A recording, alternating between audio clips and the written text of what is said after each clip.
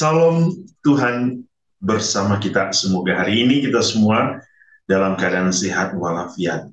Saudara-saudari, kita berjumpa kembali dalam renungan hari Minggu biasa pekan yang ke-25.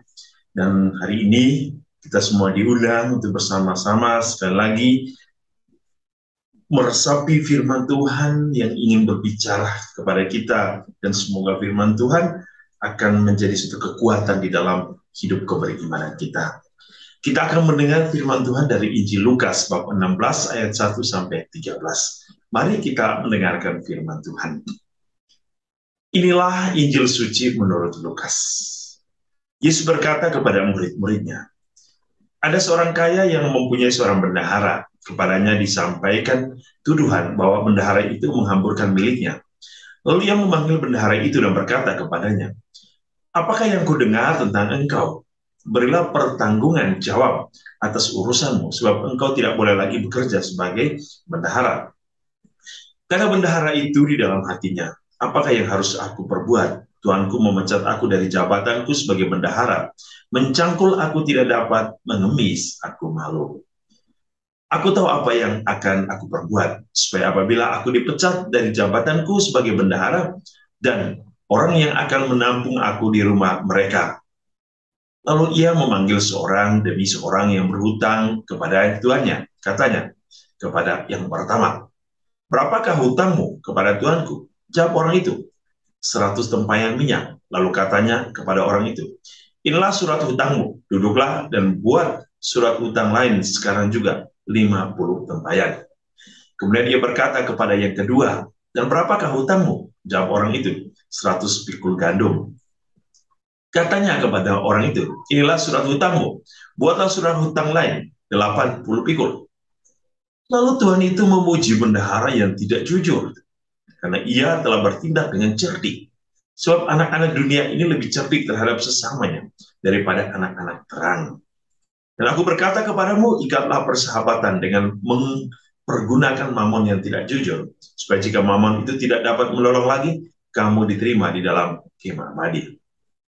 Barang siapa setia dalam perkara-perkara kecil, ia setia juga dalam perkara-perkara besar. Dan barang siapa tidak benar dalam perkara-perkara kecil, ia tidak benar juga dalam perkara-perkara besar. Jadi, jikalau kamu tidak setia dalam hal mamon yang tidak jujur, siapakah yang akan mempercayakan kepadamu harta yang sesungguhnya?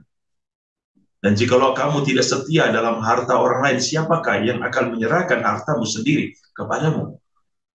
Seorang hamba tidak dapat mengabdi kepada dua tuan, karena jika demikian ia akan membenci yang seorang dan mengasihi yang lain, atau ia akan setia kepada yang seorang dan tidak mengindahkan yang lain.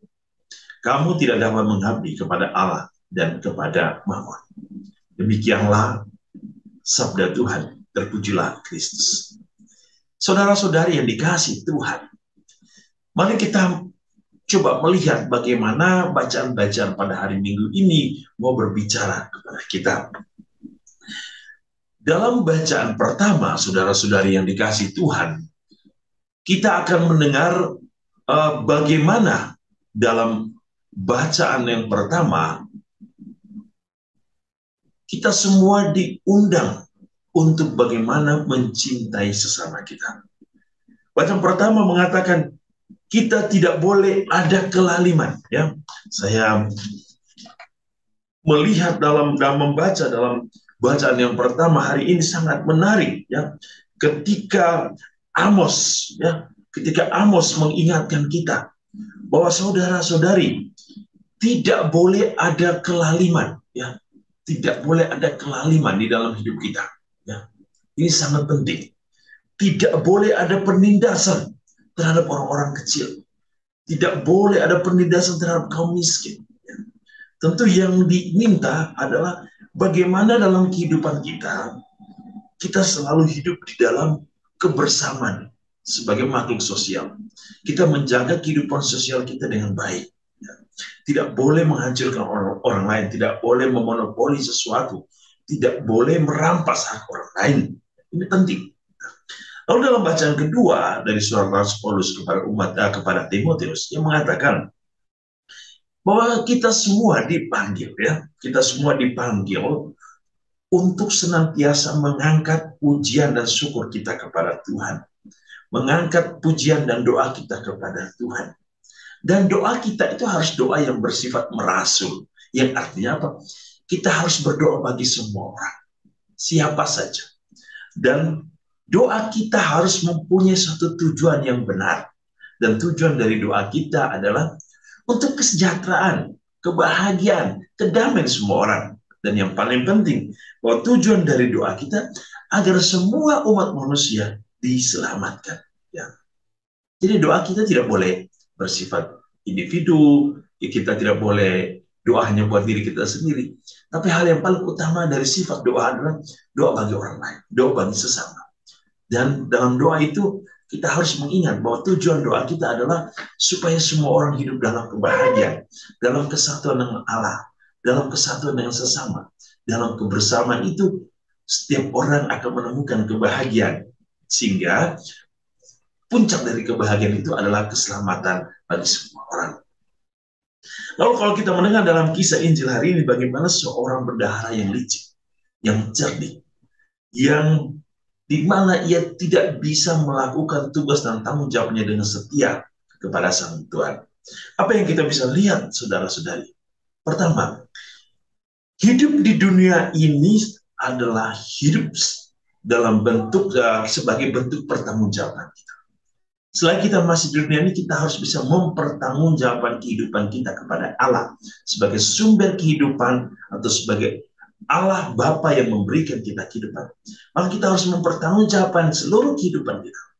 Maka salah satu pertanggungjawaban kita adalah bagaimana kita hidup dalam kesetiaan kepada Allah. Kesetiaan untuk melakukan apa yang diinginkan Allah. Itu yang paling penting. Kesetiaan untuk melakukan apa yang diinginkan Allah. Yang kedua, selagi kita masih di dunia ini, Tuhan menuntut kita adalah semangat pengabdian. Pengabdian kita itu diwujudkan dalam pelayanan hidup kita. Bagaimana kita melayani sesama kita melalui tugas dan tanggung jawab yang diberikan kepada kita. Bahwa kita harus melayani orang lain dengan benar, dengan jujur, dengan baik. Dan kita juga harus melayani Allah. Dengan kita melakukan hal yang baik, kita sesungguhnya melayani Allah sebagai sumber kebaikan. Ya. Ada semangat pengabdiannya, dedikasi yang baik sebagai bentuk pertanggungjawaban kita kepada Allah. Yang ketiga, bahwa kita semua ketika diberikan tanggung jawab, kita diberikan kehidupan oleh Allah, maka hidup kita itu harus menjadi berkat bagi sesama. Bukan sebaliknya menjadi kutukan bagi orang lain. Bendahara yang licik hari ini tidak bisa menjadi berkat, tapi yang menjadi suatu malapetaka bagi orang lain. Maka Tuhan hari ini mengingatkan kita, saudara-saudari, hidup kita harus menjadi berkat bagi orang lain. Jangan menindas orang lain. Jangan sampai melakukan kelaliman. Jangan sampai merampas hak orang miskin. Salah satu cara bahkan yang terjadi yang sangat halus yang dilakukan saat ini dengan merampas hak orang kecil itu adalah ketika kita ke pasar, ya, pasar sayur orang kecil, kita masih menawar-nawar dagangan mereka. Saudara-saudari, kita bisa melihat mereka dari bertahun ke tahun masih menjual sayur. Kita mungkin berpikir, kok mereka menjual tidak pernah kaya? Ya benar, mereka tidak menjual untuk menjadi kaya. Mereka menjual untuk memenuhi kebutuhan mereka sehari-hari. Maka jangan menindas orang-orang kecil dengan menawar lagi dagangan mereka. Ya. Itu sesungguhnya bentuk kelaliman. Tidak ada rasa keadilan sosial bagi orang-orang kecil. Ya. Berkat yang kita miliki, saudara-saudari, itu harus membantu orang lain.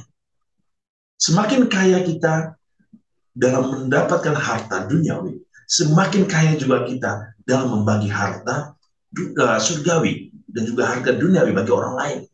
Kenapa? Berkat yang kita miliki harus membantu setiap orang hidup dalam kesejahteraan dan kebahagiaan. Dan terakhir, bahwa hidup kita adalah bentuk pengabdian kepada Allah. Oleh karena itu, lakukanlah setiap hal yang Tuhan berikan, yang percayakan kepada kita dengan penuh tanggung jawab. Dan semoga hari ini, saudara-saudari, kita juga ingin mewujudkan tanggung jawab kita sebagai umat beriman. Tanggung jawab kita kepada gereja, tanggung jawab kita untuk mensyukuri semua berkat yang kita terima dari Tuhan. Semoga Tuhan memberkati kita hari ini dalam seluruh hidup dan karya kita dengan berkat-Nya yang berlimpah. Dalam nama Bapa dan Putra dan Roh Kudus. Amin.